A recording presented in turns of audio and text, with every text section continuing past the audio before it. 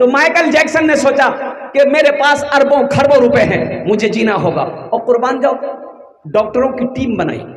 और अमेरिका का डॉक्टर, अब समझ सकते कितना बड़ा बड़ा डॉक्टर होगा, कहा कि मैं जीना चाहता हूं। तो डॉक्टरों ने कहा कि जीना चाहते हैं तो हम लोग जिला देंगे आपको। कितने साल जीना चाहते हैं? बोला कम से कम 150-200 साल, 150-200 साल हम जिंदा रहना चाहते हैं। दौलत की कमी थी नहीं। और कुर्बान जाओ डॉक्टरों ने कहा कि सर आपको 150 साल तक हम लोग जिंदा रख सकते हैं, लेकिन कुछ एहतियात करनी पड़ेगी। ये रोटी भात चावल इसको छोड़ना होगा। अच्छा फिर खाएंगे क्या? बोला इंजेक्शन ठोकेंगे। बोला इंजेक्शन, अच्छा ठीक है, हल्की ग़िज़ा लेनी होगी। और कुर्बान जाओ और लोगों से दूर रहना पड़ेगा। कोई भी आदमी से आप हाथ नहीं मिलाएंगे, इससे जरासीम फैलेगा, बीमारी पैदा हो सकती है। और कुर्बान जाओ और सुनो सुनो नौजवानों, 12 डॉक्टरों की टीम माइकल जैक्सन के 24 आवर्स हमेशा पहरा में रहता था, ड्यूटी। 6 डॉक्टर सो रहा है, 6 डॉक्टर जगा हुआ है। और कुर्बान जाओ वक्त गुजरता रहा, माइकल जैक्सन की हालत खराब होती रही। और आपको मैं बताता चलूं, वो माइकल जैक्सन जो 150 साल तक जिंदा रहना चाहता था, 200 साल तक जिंदा रहना चाहता था, और सिर्फ 50 साल की उम्र हुई इस दुनिया से चला गया। कितने साल में मरा? अरे बोलो भाई, 50 साल। माइकल तुम्हें पता नहीं, मौत और जिंदगी का मालिक मेरा अल्लाह है। ए मौत, किसकी मौत कब आनी है, किसकी मौत कब होगी, किसकी मौत कहां होगी, ये मेरा रब जानता है। किसको कब पैदा करना है, ये मेरा अल्लाह का काम है। और कुर्बान जाओ, इसलिए नौजवानों, इसलिए मुसलमानों, मौत पीछे साई की तरह खड़ी है, कब आ जाए कहना मुश्किल है। इसलिए लगे हाथ जितना हो जल्दी हो सके हमेशा तैयार रहो। कब मौत आ जाए, जाना पड़े चले जाए, इंशाल्लाह तैयार रहेंगे। अरे बोलो भाई, क्यों आए थे इस दुनिया में, क्यों आए थे इस दुनिया में, जाना है मालूम नहीं। क्यों आए थे इस दुनिया में? भाई जाना है।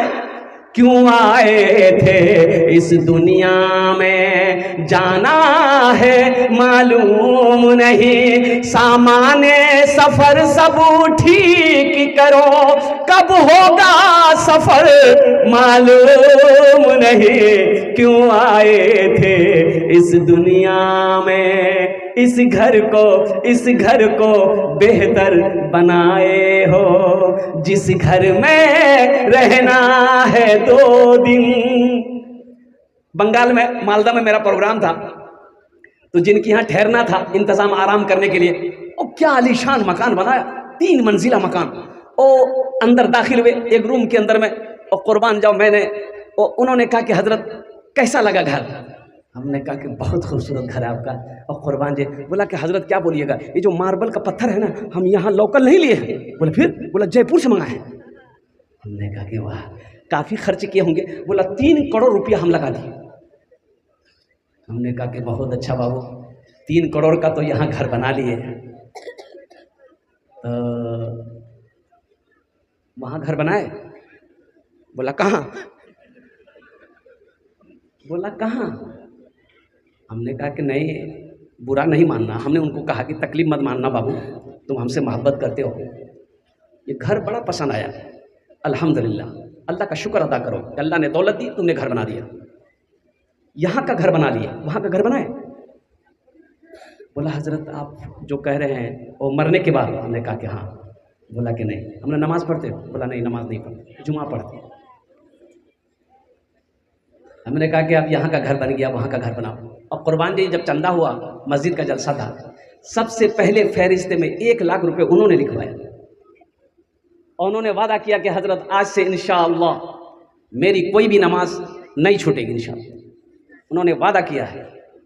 इस घर को बेहतर बनाए हो, जिस घर में रहना है 2 दिन, जिस घर में हमेशा रहना है, कैसा होगा वो घर मालूम नहीं।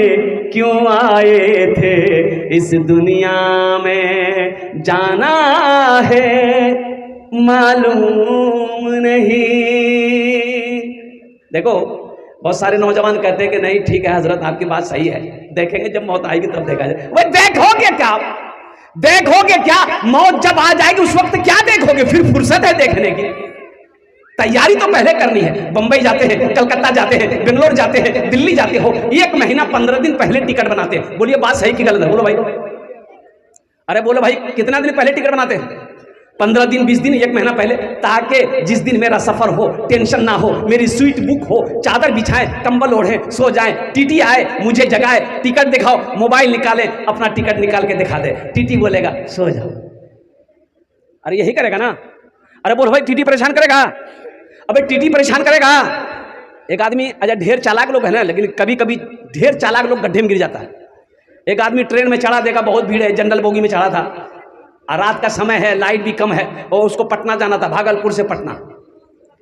तो आदमी था चालाक, बोला कैसे खड़ा खड़ा हम पटना कैसे जाएंगे? तो दिमाग लगाया, चिल्लाया सांप सांप सांप सांप। अब सांप की आवाज एक ने सुनी, दूसरे ने सुनी, तीसरे ने सुनी, पूरे डिब्बे में हड़कंप मच गया। कोई दरवाजा से कूद रहा, कोई खिड़की से कूद रहा, पूरा डिब्बा खाली। ये आदमी बोला कि चालाकी काम आ गई, खड़े होने की जगह नहीं थी, अब तो पूरे डिब्बे खाली है।